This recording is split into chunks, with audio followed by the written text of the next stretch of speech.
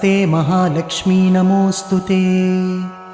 नमस्ते गरुडारूढे कोलासुरभयङ्करी सर्वपापहरे देवी महालक्ष्मी नमोऽस्तुते। सर्वज्ञे सर्ववरदे सर्वदुष्टभयङ्करी सर्वदुःखहरे देवी महालक्ष्मी नमोऽस्तुते।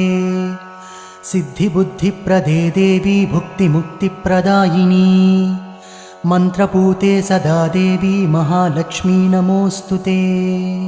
आद्यन्तरहिते देवी आदिशक्तिमहेश्वरी योगज्ञे योगसम्भूते महालक्ष्मी नमोऽस्तुते।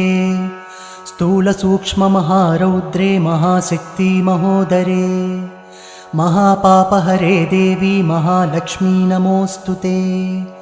पद्मासनस्थिते देवी परब्रह्मस्वरूपिणी परमेशी जगन्